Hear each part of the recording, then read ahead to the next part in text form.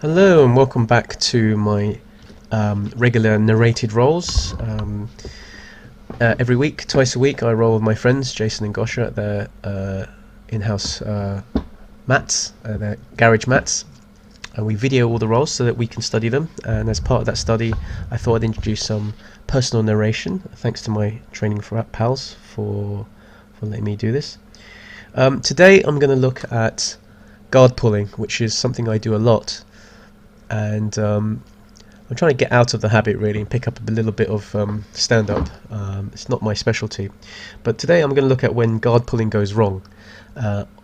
On this particular session, all our rolls I started it was just one of those bad days in the office. Almost everything I did went wrong, and my opponents, my training partners, capitalized on it, as they should. That's how you learn. Anyway, this is a warts and all a look at what I went wrong and see if we can analyse why. We're going to start the video here midway through the session. This is my roll with Jason. Let's have a look.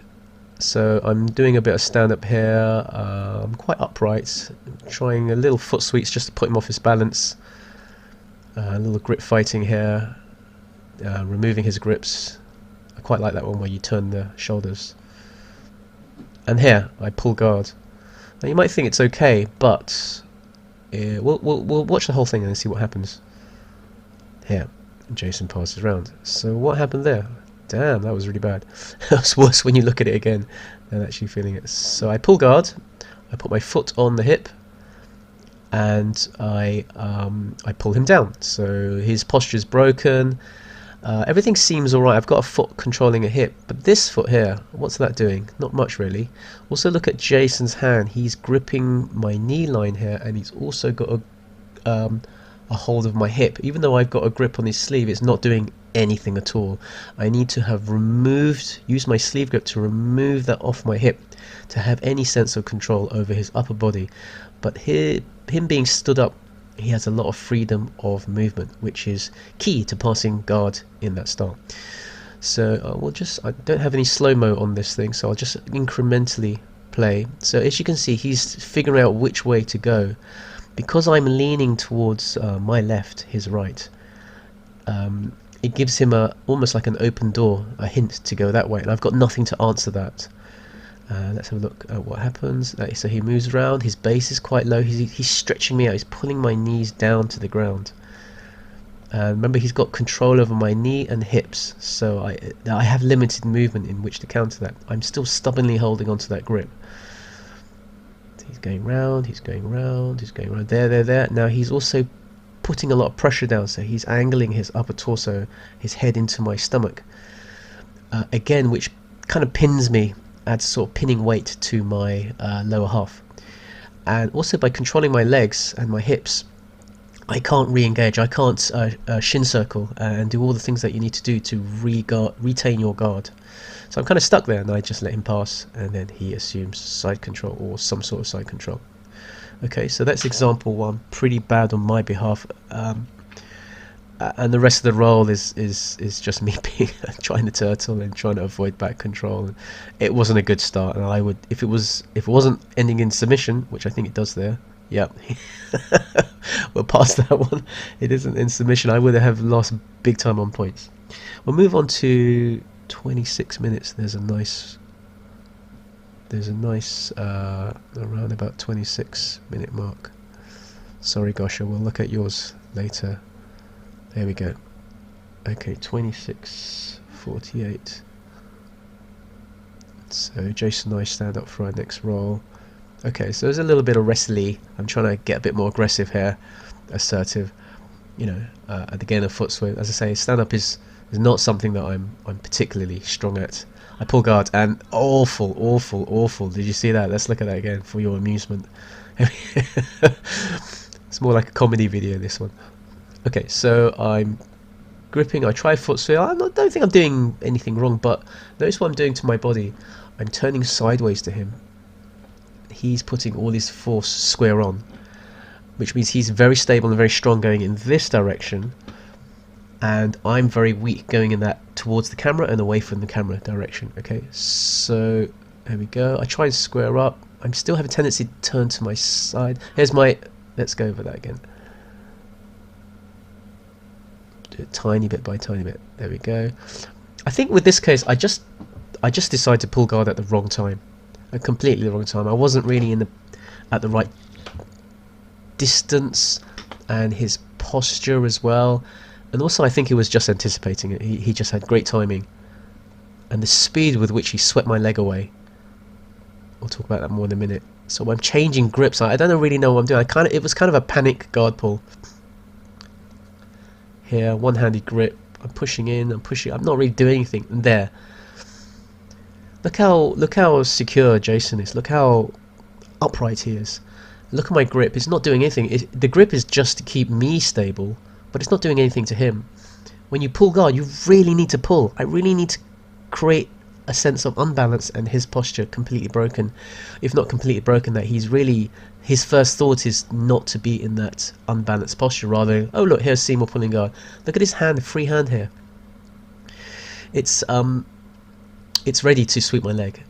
And look at my foot position here. It's just sort of, I wouldn't say it's wrong, but you know, it's not in a great place. His direction he's very stable here, going in this direction. So really, for me to have pulled him out of position, it would have been hard while falling down. Let's have a look at what happens. There we go, and he's already ready. So it's so quick that he just knew it was coming. He had the free hand ready, and he just very, very gently nudged my leg out the way, which completely gave him the guard pass. He got the takedown and the guard pass. And there, I just laugh out of embarrassment, really. There we go, and he's got back control. He's taking side back control, and he goes on from there. And again, it's a replication of the previous roll. It's downhill from there. And so that isn't too good.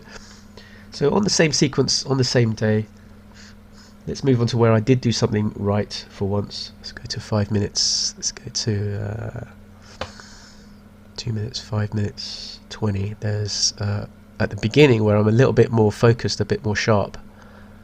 I do at least, there we go, there. So that's how a takedown is, guard pull is a little bit better.